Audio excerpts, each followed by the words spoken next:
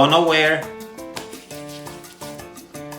Let's create papas rellenas de Puerto Rico. Papas rellenas. This is my favorite appetizer from the island. It consists literally of potatoes that you're going to smash, you're going to create a bowl, and you're going to put inside some picadillo meat, similar to this one that I'm already preparing. I have a link in the description on how to prepare this one. Very easy. So, growing up, this was my favorite one. Every time I was going to Puerto Rico visiting, I wanted relleno de papa. But I'm going to show you how to prepare. Just make sure you have about 4 or 5 potatoes. You can peel them, but you don't have to. I'm going to show you both methods. Because when you boil them, you can take the skin out. So in a pot, hot water, you're going to boil these babies. And you're going to boil them until they are soft. You're going to use a fork to determine that. Once again, I'm using peel and unpeel because it won't matter. At the end of the day, you have to peel them. So it's up to you. If you leave the peel on, it's going to maintain more of the starch, as it's perhaps create a little bit more texture. If you leave it unpeeled, it's, less starch, but still it's the same. It's a matter of how you're going to prepare them, which I'm going to show you when you mash them. Because the flavor of the relleno de papa is going to be determined by the picadillo.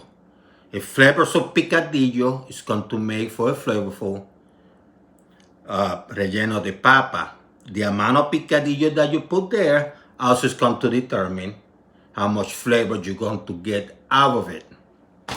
That's simple. About 30 minutes later, let's see. Yep, they're ready. So drain the water. That's what you're going to do now. Okay? So the one that I didn't peel, they're hot. So what I do is I run some cold water. And it's easy. Just take the peeling out, see? Now that the potatoes are dry, before I start working on them, what I'm going to do is I'm going to make sure my oil, in this case vegetable oil, is in a pot, kind of relatively small, not gigantic, medium size. I have it about halfway, and I have my heat a couple notches above medium, because this has to be hot.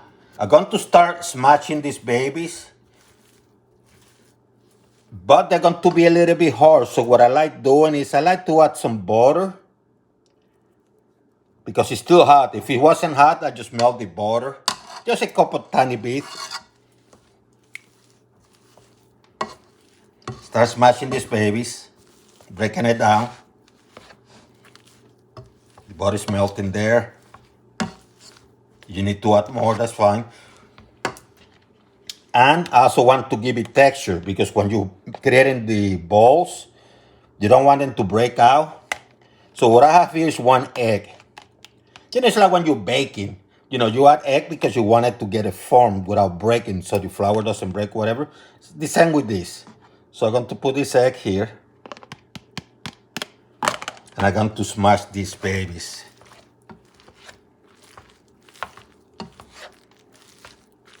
Put 1. If you feel that you need 2 eggs, so be it. Just have to smash this baby. Don't put milk.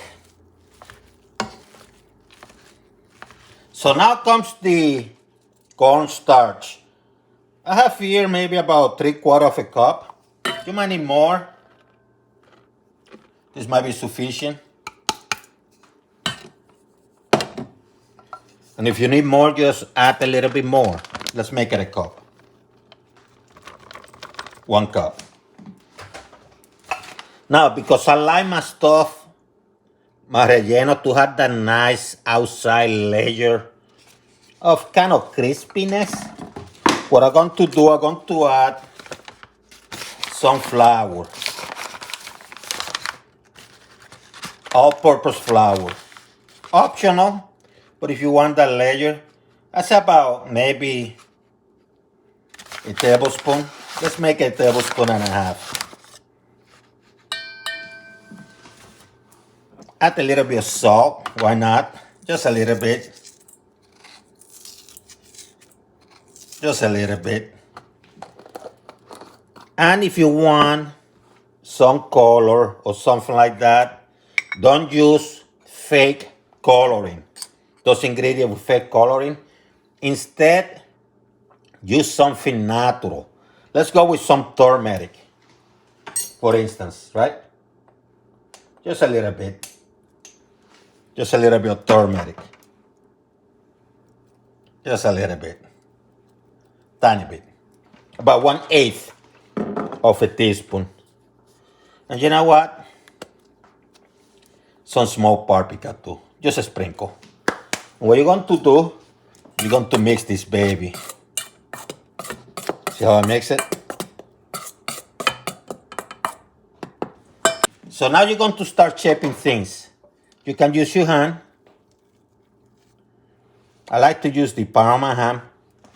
See how easy it's getting the shape? They're not breaking out, nothing. And you can do the size you want. This size is enough for me. And what you're going to do, using your finger, you're going to create a little hole in the middle. Get your spoon, and you're going to put some of your meat. I have a small kitchen, so I'm doing everything here. You know, be careful not to drop it here. But you put some of the meat, push it in. Make sure the meat doesn't show in the outside. And then what you do is, you're going to close this baby.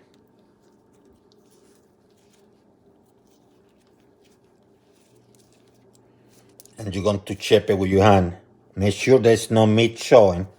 You have to make it in the middle. Otherwise, when you frying it, it's going to stick out and break. See how nice shape it is? Then what you do is, you run it through your mix. They call this the masa in Puerto Rico. The mashed potatoes, they call it the masa. See how nice it looks? Put it aside, you know, like here. And you repeat the process with the next one.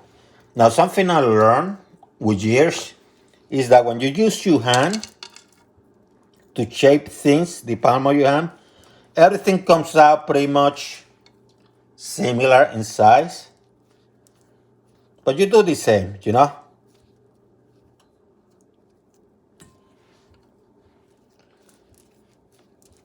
Shape it, shape it, shape it, shape it. Get that hole. Woo! Add the meat. There are places that when you go and buy this stuff, it's like 2 pieces of meat. Not much, right? I want my stuff to be delicious. Huh? What do you think? A lot of protein. Then you close this. Make sure it's closed. That's not sticking out. You don't want the meat showing. Get that baby rolling like this. See how nice? Do you flour stuff trick? Do it again. This is very hot. You can test it or whatever, but I know for a fact it's very hot. So what you do is, I reduce the heat to medium. I'm using something like this because if I throw it, the thing can flash and burn you. You're going to cook this baby for about 4 minutes. Make sure both sides are cooked. If you need to use this and put some on the top, that's fine. This one fits there.